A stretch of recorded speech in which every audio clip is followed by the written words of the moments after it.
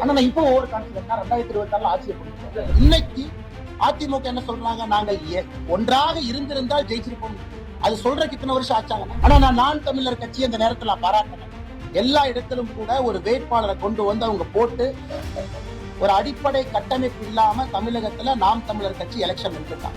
நவீன் பட்நாயக் அவர்களை தோற்கடிக்க முடியும் யாராச்சும் இதுவரை நம்பியிருக்காங்களா? நானுமே நம்புறேன். ஆனா இன்னைக்கு எப்ப வி.கே. பாண்டியன் அவர்கள் முழுநேர அரசியலுக்கு வந்தாங்களோ ஒரிசா மக்கள் தோற்கடிச்சிருக்காங்க. எங்க அப்பா பேரு கருணாநிதி இல்ல, அவர் 6 டைம் எம்எல்ஏவா இல்ல, 7 டைம் எம்எல்ஏவா இல்ல.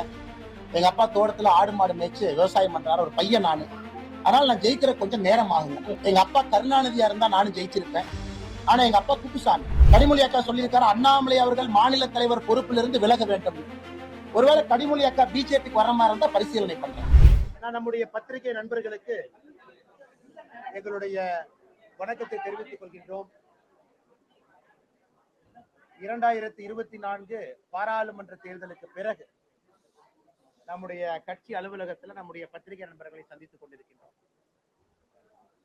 அருமை சகோதர சகோதரிகளே, பாரதிய ஜனதா கட்சி தேசிய அளவில் நம்முடைய தேசிய ஜனநாயக கூட்டணி ஒரு பெரிய சரித்திரத்தை படைத்து பண்டிட் ஜவஹர்லால் நேரு அவர்களுக்கு பிறகு 3வது முறையாக தொடர்ந்து பதவி ஏற்கக்கூடிய ஒரு அற்புதமான விஷயத்தை நம்முடைய பாரத பிரதமர் நரேந்திர மோடி அவர்கள் செய்து காட்டியிருக்கின்றார். அது மட்டும் இல்லாம உங்களுக்கு தெரியும், தொடர்ந்து 10 ஆண்டு காலம் ஆட்சியில் இருந்து உலக அரசியல் வரலாற்றுல 3வது முறையாக ஆட்சி கட்டளை தொடர்ந்து அமர்வது ஒரு கடினமான ஒரு செயல். அது இன்னைக்கு நம்முடைய தேசிய ஜனநாயக கூட்டணி அதை முறியடித்து தொடர்ந்து 3வது முறையாக நம்முடைய தேசிய ஜனநாயக கூட்டணி ஆட்சி கட்டளிலே அமர இருக்கிறது. ஆனா யாரும் கைத்தட்டாதீங்கன்னா அது பிரஸ் மீட். ஆனா யாரும் கைத்தட்டாதீங்க.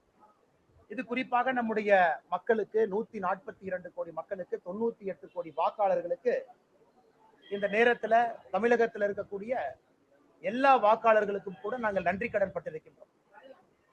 அதே நேரத்துல தமிழகத்துல பாரதிய ஜனதா கட்சி வளர்ந்திருக்கிறது, எந்த மாற்று கருத்தும் இல்லை. தேசிய ஜனநாயக கூட்டணி நாங்கள் மொத்தமாக சேர்ந்து வளர்ந்திருக்கின்றோம். எங்கள் அனைவருக்கும் ஒரு இலக்கு இருந்தது. இந்த முறை தேசிய ஜனநாயக கூட்டணி சார்பாக பாராளுமன்ற உறுப்பினர்களை அனுப்பி வைக்க வேண்டும் என்கின்ற இலக்கு இருந்துச்சு. அந்த இலக்கு எங்களால் அடைய முடியவில்லை என்பது எங்களுக்கு வருத்தமே.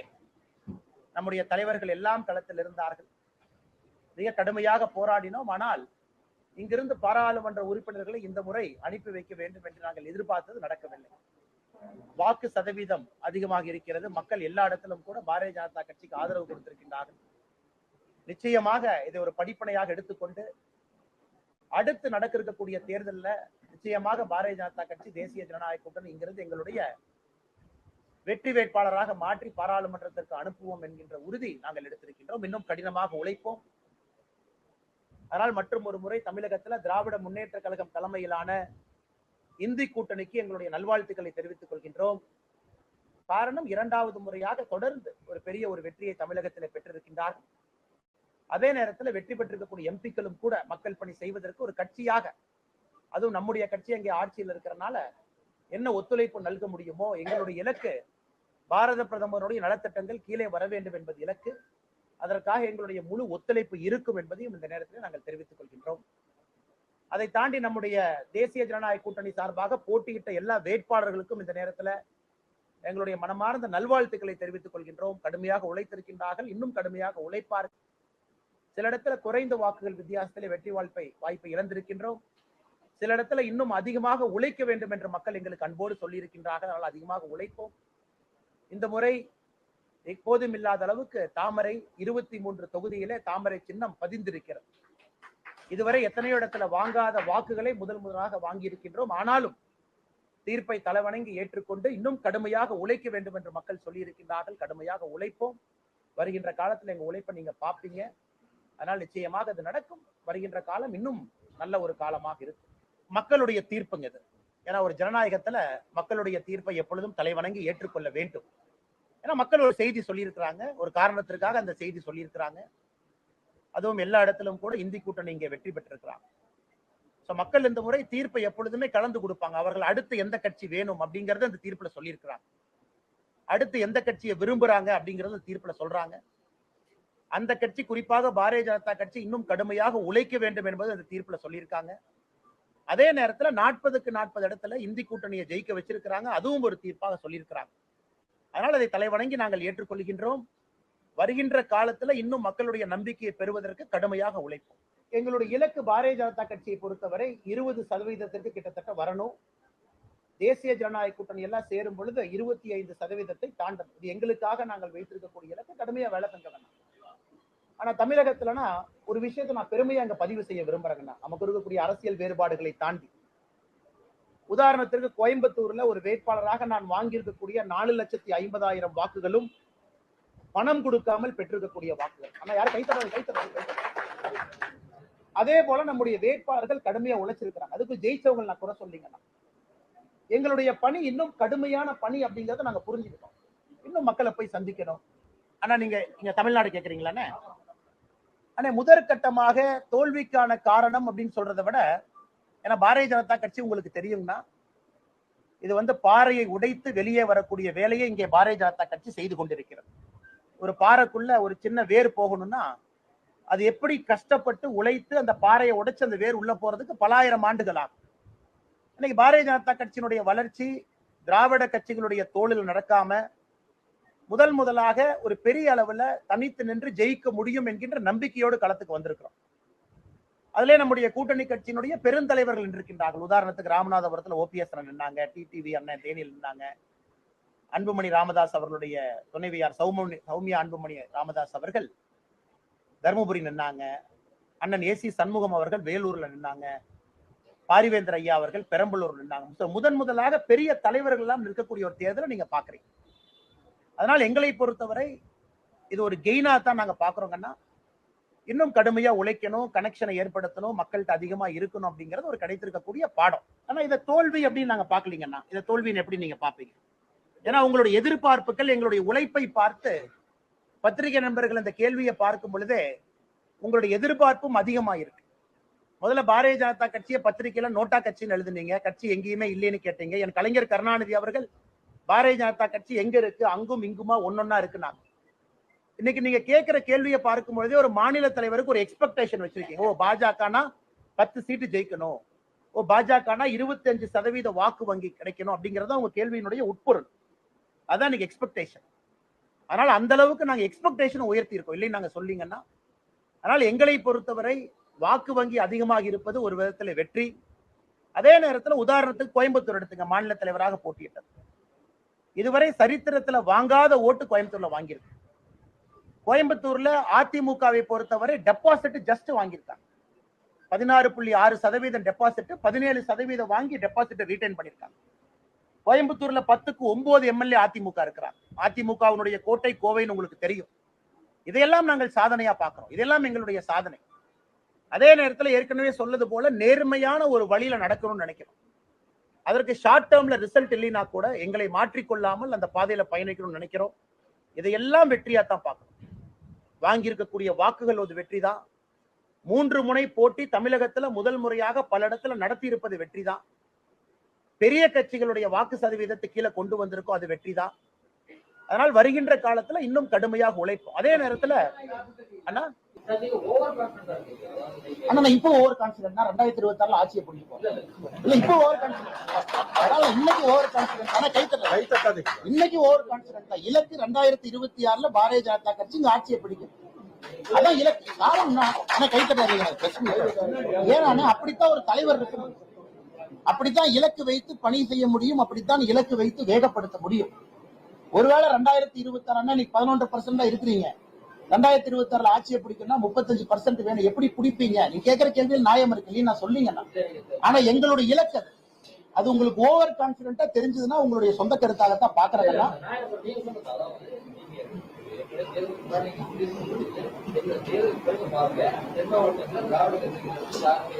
திராவிட கட்சின்னு சொன்னா, திராவிட கட்சின்னு சொன்னா அனைத்து இந்திய அண்ணா திராவிட முன்னேற்ற கழகம் மதுரைக்கு இல்ல அண்ணா.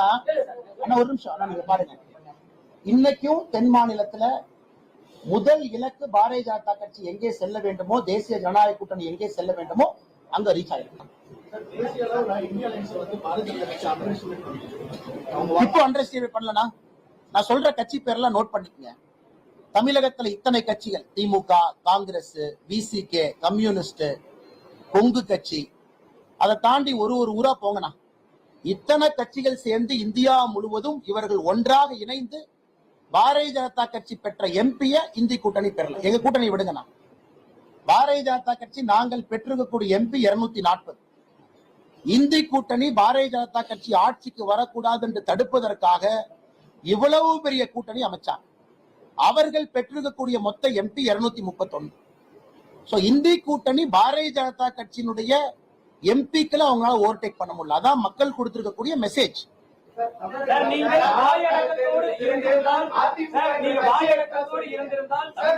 அதிமுக பாஜக கூட்டணி சில தொகுதிகளை கைப்பற்றி இருக்கும்னு ஆர் உதயகுமார் ஒரு கருத்து அட்லீஸ்ட் இப்ப சொல்றாங்கல்ல. இதுக்கு முன்னாடி என்ன சொன்னாங்க? நோட்டா கட்சி. அவங்க தானே சொன்னாங்க. இப்ப அந்த புத்தி வந்திருக்கல அவங்களுக்கு. இதுக்கு முன்னாடி என்ன சொன்னாங்க? நோட்டா கட்சி. கூட்டணிக்கு பாரதிய ஜனதா கட்சி கொடி பிடிக்க கூடாது, கொடி இல்லாம 2019 தேர்தல் பிரச்சாரத்துக்கு வரணும், தேர்தல் பிரச்சாரம் நாங்களே பண்ணிக்கிறோம், நீங்க சும்மா இருந்தா போதும், 5 சீட்டு வாங்கிட்டு கூட்டணி. இதெல்லாம் சொன்னது யாருங்கன்னா? நோட்டாவை தாண்டி வருமா? 3% தாண்டுமா? இன்னைக்கு அதிமுக என்ன சொல்றாங்க? நாங்கள் ஒன்றாக இருந்திருந்தால் ஜெயிச்சிருப்போம். அது சொல்றதுக்கு இத்தனை வருஷம் ஆச்சாங்கன்னா, அது சொல்றதுக்கு இத்தனை வருஷம். இதையே முன்னாடி சொல்லல, இதையே முன்னாடி சொல்லல. நான் தலைவர்களை பத்தி என்ன தப்பா பேசுறேன்? நான் எங்க தப்பா பேசலையே, பேசுனதுதான் இப்பவும் பேசிட்டு இருக்கேன். ஒரு நிமிஷம், அந்த கேள்வியை முடிச்சுட்டு உங்களுக்கு வர்றேன். அந்த கேள்வியை முடிச்சுட்டு வரேன். அதனால இன்னைக்கு பாரதிய ஜனதா கட்சிக்கு தமிழகத்திலே தலை நிமிர்ந்து நடக்கும் அளவுக்கு எங்களுடைய தொண்டர்களுக்கு மரியாதை வந்திருக்கு. அது பெரிய விஷயம். ஒரு தொண்டனுக்கு ஒரு கட்சியில மரியாதை. என் தொண்டனுக்கு தலை நிமிர்ந்து நடக்கிறான். 23 இடத்துல கட்சி கொடியை பிடித்து ஓட்டு கேட்கிறான். 30 ஆண்டுகளாக போட்டியிடாத தொகுதியில போட்டிட்டு இருக்கிறோம்.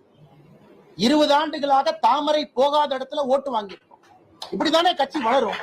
இதே ஒரிசால நீங்க நவீன் பட்நாயக் கூட கூட்டணி வைங்கன்னு 10 ஆண்டுகளுக்கு முன்பு சொல்லி இருந்தால் இன்னைக்கு பாரதிய ஜனதா கட்சி ஆட்சிக்கு வந்திருக்குமா? 1% கட்சின்னு சொன்னீங்க ஒரிசால. 2004 0 கட்சி. நீங்க ஒரு சீட் 2009, 14 3, 19 8. இன்னைக்கு எங்க இருக்கும்? ஆட்சியில் இருக்கு. ஒரு கட்சி படிப்படியாகத்தான் வளர முடியும். எனக்கு கொடுத்திருக்கக்கூடிய வேலை இந்த கட்சியை வளர்ப்பதுதான் என் வேலை. இன்னொருத்தரோடு அனுசரையாக இருப்பது என் வேலை கிடையாது. எனக்கு மோடி அவர்களாக இருக்கட்டும், தேசிய தலைவர்களாக இருக்கட்டும், எனக்கு சொல்லிக் கொடுக்கிறது இந்த மைதானத்துல இப்படித்தான் விளையாடணும்னு சொல்லி அனுப்பியிருக்காங்க. அந்த மைதானத்துல கட்சி இப்படித்தான் விளையாடு. 13 இடங்களில் 13 தொகுதிகளில் 3வது தள்ளப்பட்டு சில தொகுதிகளில் டெபாசிட்டை பயன்படுத்தி இது நீங்கள் முன்னெடுத்து வந்த அரசியல் இருமுறை அரசியல் தமிழகத்தில் முடிவு பெறுவதற்கான ஒரு துவக்க புள்ளியாக பார்க்கலாம். நான் 2026 எனக்கு ஹானஸ்டா கேட்டீங்கன்னா, தமிழக அரசியல்ல முதலாக ஒரு கூட்டணி ஆட்சி மலரும். தமிழக அரசியல்ல முதலாக ஒரு கட்சி ஆட்சி அமைக்க முடியும் என்பதை தமிழக மக்கள் நிராகரிப்பார். இன்னைக்கு தேர்தல் ரிசல்ட் ஒரு மாதிரி வந்திருந்தாலும் கூட ஒரு 2 பக்கம் ஓட்டு பிரிஞ்சது, ஒருத்தர் வந்துட்டாங்க அப்படின்னு சில பேர் சொல்லலாம். ஆனால் நான் 2026 முதலாக கூட்டணி ஆட்சி நடக்கும் என்பது என்னுடைய கணிப்பு. நான் தனிப்பட்ட முறையில், ஏன்னா 2 துருவத்திலிருந்து 3 துருவமா மாறி இருக்கு. அதுவும் 3வது துருவம் அரசியலே நிலைத்து நிற்கும் என்கின்ற நம்பிக்கை மக்களுக்கு வந்திருக்கு. முதல்ல அது நடக்கணும். அது 2026 நடக்கும். எந்த கட்சியுமே நாங்கள் தனியாக ஆட்சியை பிடித்து விடுவோம் நினைச்சா, உதாரணத்துக்கு திமுக 2019 திமுக வாங்கின ஓட்டுக்கும் 2024 திமுக வாங்கின ஓட்டுக்கும் திமுக கொண்டாடுறாங்க. தலைவர்கள் சொல்றாங்க, ஓ இந்தி கூட்டணி ஆட்சி அமைக்கணும். 2019 திமுகவினுடைய வாக்கு 33.52%. அதே திமுக இன்னைக்கு 5 ஆண்டுகள் கழித்து 26% வந்திருக்காங்க. கிட்டத்தட்ட திமுகவை பொறுத்தவரை 6% திராவிட முன்னேற்ற கழகம் தன்னுடைய வாக்கை இழந்திருக்கிறாங்க. அதெல்லாம் மெசேஜ். அப்பனா 5 வருடத்துல திராவிட முன்னேற்ற கழகம் 6% இழந்திருக்கு பாராளுமன்ற தேர்தல்.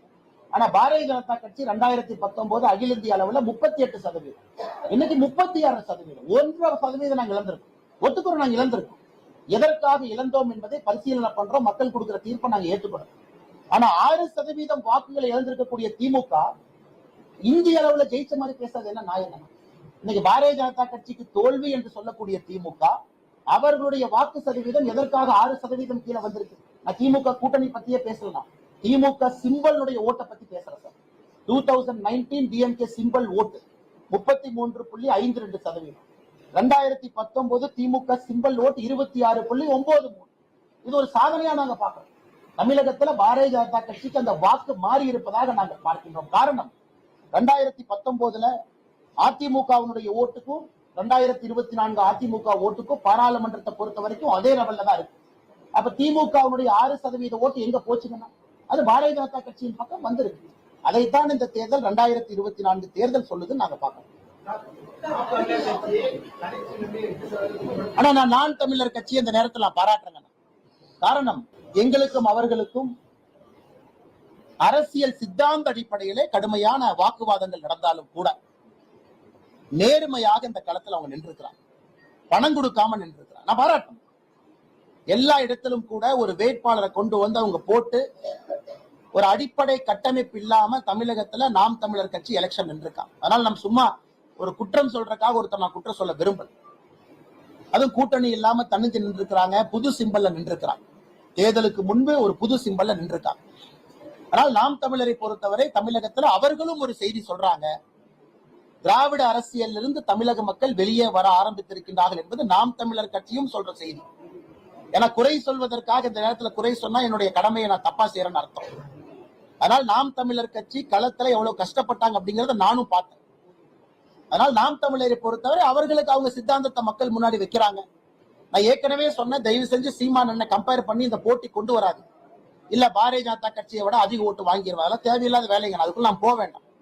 அவருடைய பாதையில் அவர் பயணிக்கட்டும், எங்க பாதையில் நாங்க பயணிக்கிறோம். இந்த முறை நான் வந்து இல்ல நாங்க ஓட்டு அதிகமா வாங்கிட்டோம், நாம் தமிழர் கட்சி அண்ணன் கட்சியை கலைப்பார நான் கேட்க விரும்பல. அவர் பாதை தனி பாதை, அவர் போட்டோம். ஆனால் நாம் தமிழர் கட்சி நேர்மையாக இந்த அரசியல் நின்றுருக்காங்க, தமிழக அரசியல்ல நேர்மையா வாக்கு வாங்கியிருக்காங்க. அதை இந்த நேரத்தில் நான் பாராட்டித்தான் ஆக வேண்டும்.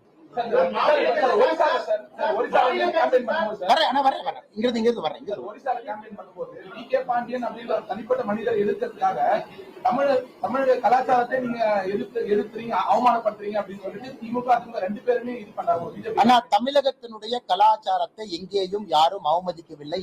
இன்ஃபேக்ட் பாத்தீங்கன்னா தமிழகத்தினுடைய கலாச்சாரத்தை நாம போடுறோம். சரி விட்டுருங்க, நான் அந்த தமிழ்நாடு இந்த பஞ்சாயத்தை விட்டுருவேன். ஒரிசால நவீன் பட்நாயக் அவர்களை தோற்கடிக்க முடியும் யாராச்சும் இதுவரை நம்பி இருக்காங்களா? நானுமே நம்பல, ஒரு 2 ஆண்டு 3 ஆண்டுகளுக்கு முன்பு. ஆனா இன்னைக்கு எப்ப வி.கே. பாண்டியன் அவர்கள் முழு நேர அரசியலுக்கு வந்தாங்களோ ஒரிசா மக்கள் தோற்கடிச்சிருக்காங்க. என்ன மெசேஜ்னா, ஒரிசா மக்கள் அவர்களுடைய மண்ணை சார்ந்த அரசியலை எடுத்து நடத்த வேண்டும் என்று அவங்க முடிவு பண்ணிருக்காங்க. அதில் நீங்கள் நானும் எப்படி நான் குற்றம் சுமத்த முடியும்? அந்த மக்களுடைய ஆதங்கம் ஒரிசாவை பொறுத்தவரை மண் சார்ந்த அரசியலா இருக்கணும். வி.கே. பாண்டியன் அவர்கள் எப்ப அரசியலுக்குள்ள பிஜு ஜனதா தள் கட்சியில நம்பர் 2ஆக அறிமுகப்படுத்தப்பட்டாரோ அதன் பிறகு 25 ஆண்டுகளுக்கு பின்பு பெரிய தோல்விங்க, பெரிய தோல்வி. அது பாரதிய ஜனதா கட்சியினுடைய எம்எல்ஏ எங்க இருந்துச்சு, இன்னைக்கு தனிப்பெரும்பான்மையில வந்திருக்கும். அதனால் பாரதிய ஜனதா கட்சி பிரச்சாரத்தின் பொழுது என்ன சொன்னார்களோ அதை ஒரிசா மக்கள் அங்கீகாரம் செய்வதாகத்தான் இந்த தீர்ப்பை நாங்க பாக்குறோம். ஆனா தேர்தலை பொறுத்தவரை ஒரு தேர்தலும் சில நேரத்துல ஒரு கட்சி அந்தஸ்து இழக்குது, அடுத்த தேர்தல் நடக்கும் பொழுது மறுபடியும் அந்தஸ்தை பெற்றுது. அது கிளாசிக் உதாரணம் ஆந்திர பிரதேசம். போன முறை சந்திரபாபு நாயுடு அவர்கள் தெலுங்கு தேசம் கட்சி எங்க இருந்துச்சு நமக்கு தெரியும். இன்னைக்கு தெலுங்கு தேசம் கட்சி 175 இடத்துல அப்படியே ஸ்விங் பண்ணி 158. அதனால அரசியலை பொறுத்தவரை எப்பொழுதும் ஆச்சரியம் நடக்கலாம். ஆனா தலைவர்கள் களத்துல வேலை செஞ்சுக்கிட்டு இருக்காங்க. அதனால இங்க குறைஞ்சிருச்சு அங்க குறைஞ்சிருச்சுன்னு பாக்குறத விட இது ஒரு பாலிடிக்ஸ்ல சில நேரம் உயரமும் சில நேரம் சரிவும் வருவது சகஜம் தான் பாக்குறோம். சார், கனிமொழி அவர்கள் பேசியிருக்காங்க, பதில் சொல்லியிருக்காங்க. அது வந்து நான் 2 தடவை எம்பிஆர் ஜெயிச்சுட்டு தான் நான் பேசுறேன். எங்க அப்பா அரசியல் இல்லன்னா, எங்க அப்பா பேர் குப்புசாமிங்கண்ணா, விவசாயம் பண்றாரு. சொல்றேன் கேளுங்க, எங்க அப்பா பேரு கருணாநிதி இல்ல, அவர் 6 டைம் எம்எல்ஏவா இல்ல, 7 டைம் எம்எல்ஏவா இல்ல. எங்க அப்பா தோட்டத்துல ஆடு மாடு மேய்ச்சு விவசாயம் பண்றாரு, ஒரு பையன் நானு. அதனால நான் ஜெயிக்கிற கொஞ்சம் நேரம் ஆகுங்க. படிப்படியா ஒரு படியா ஏறித்தான் ஜெயிக்க முடியும். எங்க அப்பா கருணாநிதியா இருந்தா நானும் ஜெயிச்சிருப்பேன். ஆனா எங்க அப்பா குப்புசாமி எனக்கு என்ன சொல்லி கொடுத்தாரு, குப்புசாமி என்ன சொல்லி கொடுத்திருக்காருன்னா, தம்பி மெதுவா போ, நியாயமா போ, நேர்மையா போ, நீ ஒரு நாள் ஜெயிப்பேன்னு தான் குப்புசாமி எனக்கு சொல்லி கொடுத்திருக்காரு. கனிமொழி அக்கா சொல்லியிருக்காரு, அண்ணாமலை அவர்கள் மாநில தலைவர் பொறுப்பிலிருந்து விலக வேண்டும். ஒருவேளை கனிமொழி அக்கா பிஜேபிக்கு வர மாதிரி இருந்தா பரிசீலனை பண்றேன். பாஜக இந்த தேர்தல்ல தனிப்பெரும் ஒரு அங்கீகாரத்தை பெற முடியாமல் மற்ற 2 கட்சிகளுடைய ஆதரவை நம்பி இருக்கக்கூடிய ஒரு நிலையை எப்படி பாக்குறீங்க? 2 கட்சிகளும் பல்வேறு நிபந்தனைகள்லாம் விதிக்கிறதா சொல்றாங்க. கூட்டணி ஆட்சி எப்படி பார்க்க போறீங்க? கூட்டணி ஆட்சி எங்களுக்கு புதிது இல்லைங்கண்ணா. அடல் பிகாரி வாஜ்பேயி அவருடைய காலத்துல ஒரு அற்புதமான கூட்டணி ஆட்சியை நடத்தி காட்டியவர்கள் நாங்கள். இந்த முறை எங்களுடைய கூட்டணி கட்சிகள் கிட்டத்தட்ட 50 பாராளுமன்ற உறுப்பினர்களை கொண்டு வர்றாங்க, முக்கியமானவர்கள். அதனால் எங்களால் ஒரு அற்புதமான 5 ஆண்டு கால கூட்டணி ஆட்சி கொடுக்க முடியும் என்று நம்புகின்றோம். அதுல 2 முக்கியமான தலைவர்கள், திரு சந்திரபாபு நாயுடு அவர்கள், திரு நிதிஷ்குமார் அவர்கள் இணைந்து எங்க விஷனை ஷேர் பண்ணி எங்க கூட நிக்க போறாங்கன்னா, ஆனால் எங்களுக்கு இது புதிதில்லை. ஏற்கனவே சொன்னது போல கூட்டணி ஆட்சி மிக திறமையாக சிறப்பாக எங்களால் நடத்தி காட்ட முடியும் என்பதை நரேந்திர மோடி ஐயா காட்டுவாங்க. 10 ஆண்டு காலமாக ஆட்சி எப்படி நடந்துச்சோ அதே மாதிரி தாங்க ஆட்சி நடக்கும். அதுல எந்த விதமான மாற்றமும் இருக்காது. கூட்டணி ஆட்சிக்காக பாரதிய ஜனதா கட்சி தன்மையை மாத்திக்காதுங்கன்னா, எல்லோரும் அரவணைத்து 10 ஆண்டு காலமாக செய்த அதே சாதனையை மறுபடியும் செய்வாங்க. 2 தலைவர்களும் டெல்லியில் இருக்கிறாங்க. 2 தலைவர்களும் என்டிஏ மீட்டிங்ல பங்கேற்றுக்கிட்டு இருக்காங்க. 2 தலைவர்களும் ப்ரீ போல் அலையன்ஸ் எங்களோட வந்தவங்க. 2 தலைவர்களும் எலெக்ஷனுக்கு பின்னாடி அலையன்ஸ்க்கு வரல. 2 தலைவர்களும் குறிப்பாக நிதிஷ்குமார் அவர்கள் எனக்கு இது வேண்டாம் என்று சொல்லி வந்தவர். இந்தி கூட்டணியை ஆரம்பத்திலே உருவாக்குவதற்கு காரணமான நிதிஷ்குமார் அவர்கள் வேண்டாம் என்று சொல்லிவிட்டு எங்களோடு வந்து இணைஞ்சவங்க. அதே போல சந்திரபாபு நாயுடு அவர்கள் தேர்தலுக்கு முன்பு எங்களோடு வந்து கூட்டணி ஃபார்ம் பண்ணார். அதனால் நண்பர்கள் புரிந்து கொள்ள வேண்டும், it's a pre poll alliance. இது வந்து அலையன்ஸ் ஆஃப் கன்வீனியன்ஸ் இல்லைங்கண்ணா. தேர்தலுக்கு மத்தியிலே நாங்கள் இணையவில்லை. அதனால் இது நிலைத்திருக்கக்கூடிய ஒரு அங்கீகாரம் பெற்றிருக்கக்கூடிய கூட்டணிங்க.